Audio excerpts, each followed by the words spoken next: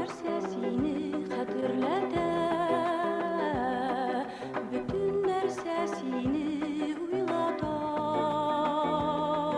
Уйласам уйларым, җырласам җырларым, сагышымны гына яңарта. Әйе, бөтен нәрсә аны хәтерләтә. Истәлекләр бигрәк яңа шул. Вакыт әле аларны оңдырырга өлгермәгән.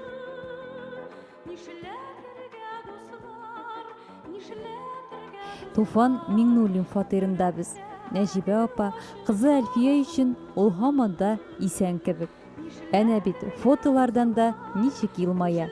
Әйтерсең, борчылмагыз, барсы да яхшы дип эндәшергә тели. Фатирда һәрбер әйбер ул куйганча, ул урнаштырганча. Бирдә озак яшәмәсә дә монда аның кул җылысы тигән, күз нурлары тамган. Кайчандыр дәүләт советында җыеп барган курчакларына да айрым киштә киләгән булган. Һәрберсен менә үз куллары белән тезде. Монда комический күренеш, монда трагический күренеш, монда гади генә аңлашу, матур татар кызы, менә киянтә белән кызны карагыз инде арткы планда, әйме? Искиткеч бит. Арттан җигет килә гармун белән. Ну, Галиябану, сылуу миркәм инде бу, әйме? Халил арттан килә. Галиябану, сылуу миркәм. Менә бит бөтенесе шуңа туры килеп тора. Ул шул хәтледә менә театральный, чын мәгънәсендә театр сиңгән. Театр аша карый иде. Чөнки безнең укуыбыз 5 ел бергә укуыбыз, аннан соң театрда эшләп, шуннан соң әсәрләр тудыра башлавы, менә шушыны тудырырга, менә шушыны оештырып куярга мөмкинчелек бирде. Бу гөлне инде карап үстердек. Миңа бик ачуланадыр инде. Әзрәк хатын-кыз бит инде ашыгып китереп күбитеп салсам, суны түкмәс. Ширтәсең, томырын ширтәсең. Менә бөтен нәрсәгә өлгерә иде. Югыйсә аның эше муеннан, анда эш, монда эш. Тегендә утырып язасы бар, тегесе бар, бусы бар.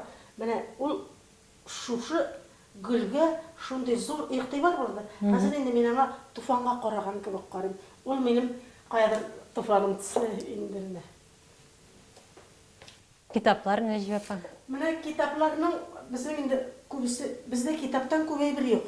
Инде безнең бүлмә хәзер китап белән бу бүлмә бөтенләй тулган да булыр иде. Біз аны ташыдык бакчага. Хәзер анда бер бүлмә тезелеп киткән бөтенләй китаплар төрлесеннән. Ул брошюркаларына да хәтле җыйды.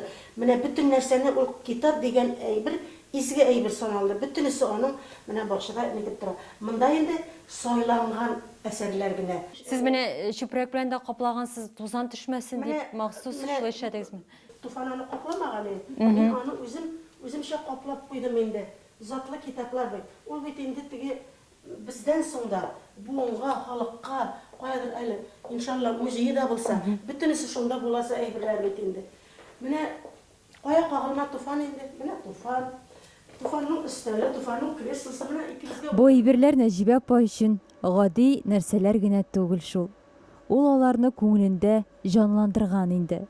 Сагыну, юксыну басылмаса да, алар аңа бераз гына булса да яшәргә көч, дәрт бирә.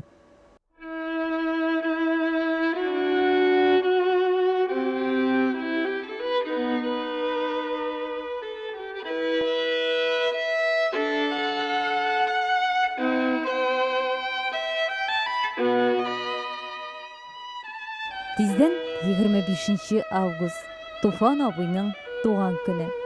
Үзеннән башка беренче гомер бәйрәме аның. Әтинең туган көне җәйнең соңгы җылы көннәренә туры килә бит.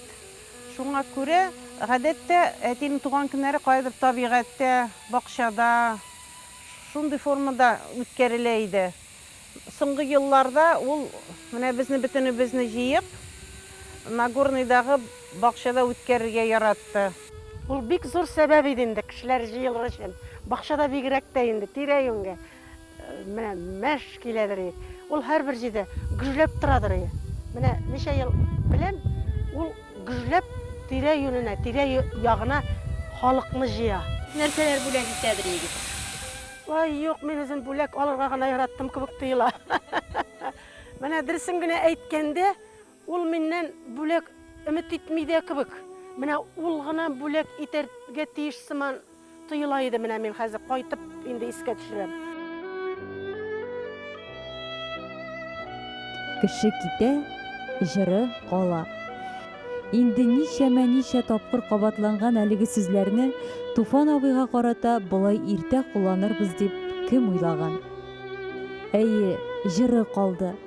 Җыры яңгырый, җыры дәвам итә.